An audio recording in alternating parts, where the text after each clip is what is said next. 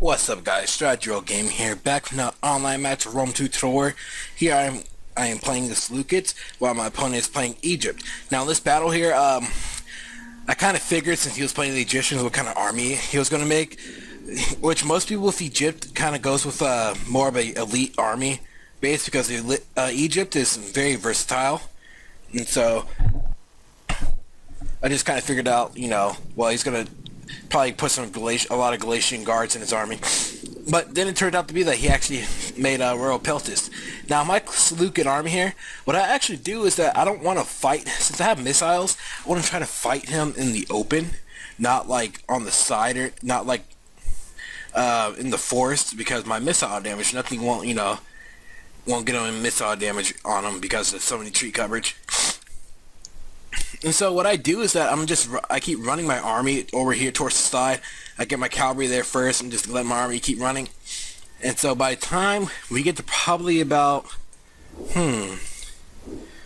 right here, which you'll see on the map, that will be somewhere like right there. As you guys see the formation move. That's where our conflict will be for the rest of the battle. Now, I engage him first because I thought I was have a pretty good advantage start on him. Now, for the most part, the engagement is mostly sitting right here.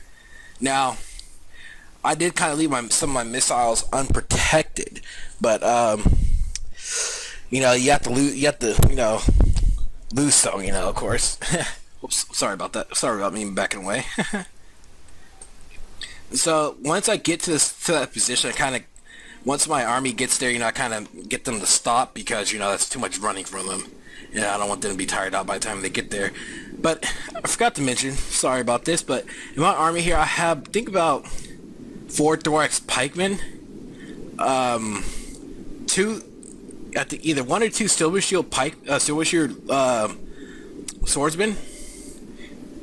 I believe 3 sire and heavy archers and 1 slinger, and my general is a silver shield swordsman, and I think 2 swordsmen. That's a swordsman. So as you guys see, we start the engagement right here against citizen cavalry. I actually literally sent like all my cavalry there, and so once all my cavalry gets sent there, he sent his Royal Peltist over here. And here's the thing: is that I broke off most of my cavalry just to come back and protect my flank there. But also he used a power. Not sure what that power was, but he used some type of general power. I guess it was morale or something. I'm not for sure, to kind of stop my troops there. And so what I do is I have my archers here firing in the trees. I tried to get them open, but it has to start the engagement. And my archers are shooting flaming missiles, which are bring down morale of his troops. Getting him worked up. And so what I do is that I keep my general in the back here, which Silver Shield swordsmen are pretty dang OP, in my opinion. They cost almost 1,000. A lot of the Seleucids are they're very versatile, but then at that, they're very expensive army. So you have to use them very wisely. Now, with my thorax, as you guys see with my thorax pikeman here, he goes for a straight up frontal assault, which, as you guys know, there's still a bug with the pikemen here where they're not piking enough. That is a problem. Alright, so with my thorax swordsman, I get a flank on him with his flank against his Royal Peltist. Back over here, he has his Ptolemaic cavalry and his Royal Peltist in the war here fighting most of my cavalry. And my cavalry, I believe I have 2 or 3 Azat knights. I think 1 Hellenic cataphract. And back over here, as you guys see, he has flanked me. But here's the thing, though. Here's cool things that I was already preparing for that. So I sent my general in to go attack them, and he actually held him off and did some pretty cool damage, which is why I enjoyed about that. Now my slingers are also in there too. My slingers aren't routing because they're in the vicinity of my general, so my general is actually helping. Now my group of thorax pikemen have beat a group of Royal Peltists here, so I just turned this group over towards the side, kind of help out a little bit. And so it was pretty bad of him going for his frontal assault, but that's how the game is. So what I did here is that I broke off 2 units of my cavalry, and I actually came and flanked his troops here, his group of citizen cavalry. Now here's the cool part. Alright, he sends his general in to help out, right? So what I literally do is that I break off. I think after his Ptolemaic cavalry gets destroyed, I break off 2 groups of my cavalry units and flank his general. Now this is where the turn of the tide of the battle went, because his his royal pelters were still way too OP, and they're just holding their guard like really badass. So as you guys see here, my silver shield swordsman lost his war here, and he has 2 of his royal pelters sitting here. They're active, so they're getting pretty tired at the moment. And so I had to turn a group of thorax pikemen around. They are holding off the thorax pikemen like super badass. Now over here, I micro back a group of my thorax pikemen to kind of fight this group of thorax swordsmen here. Now here's the things that if you attack and click at the same time, your pikemen sometimes do not listen to you. So that's why it's still really bad to play with pikemen in these type of games, because if your troops don't move, that's just terrible. Now over here, his royal pelter starts to rout, which is really great. Now I have to fight his general, which is general unit is a Potomac cavalry. Now as you guys see, I break off all my cavalry units to go back up to go take out his general. Now here's the cool part, is that this group of royal pelters that he sent to fight my cavalry, they're over here, so they're pretty useless right now.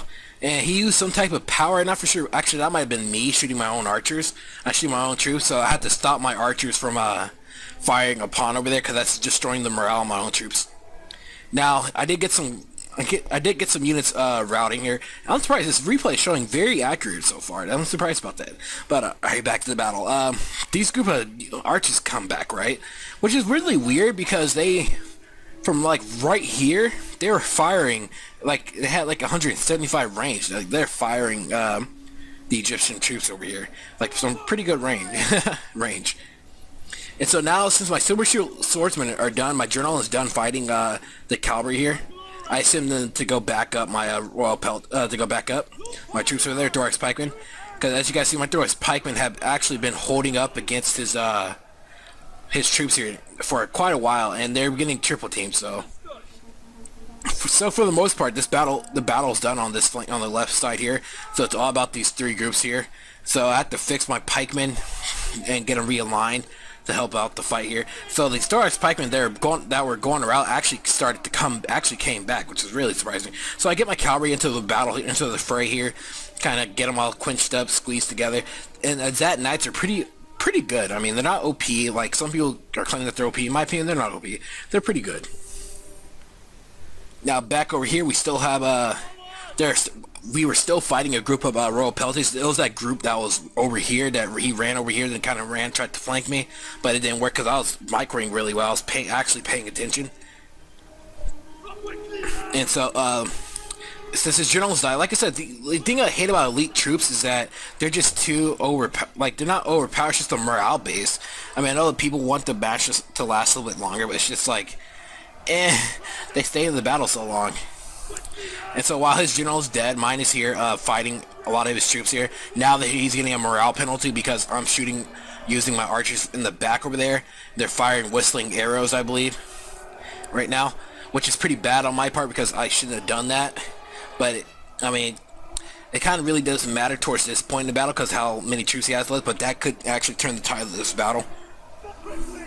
Now, as you guys see, his Glacier Warrior Guards and Glacier Warrior Guard is winded.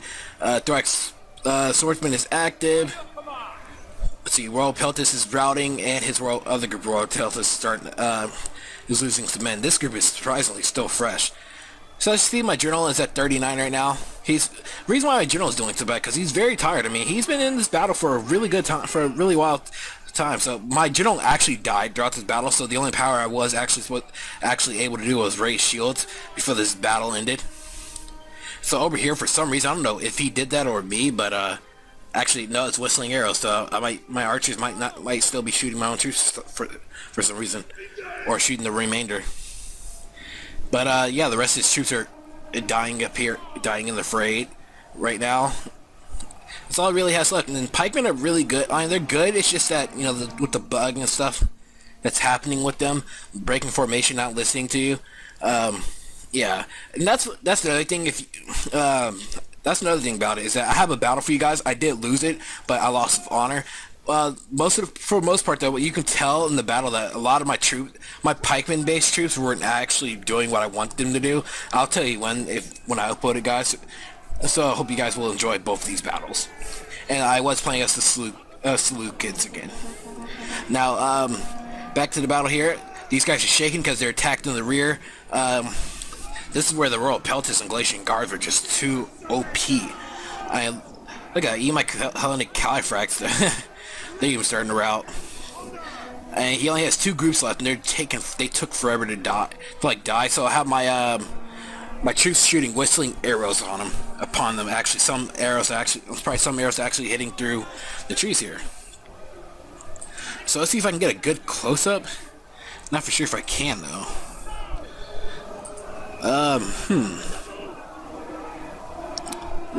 Not a bad close-up, but, not a good one either.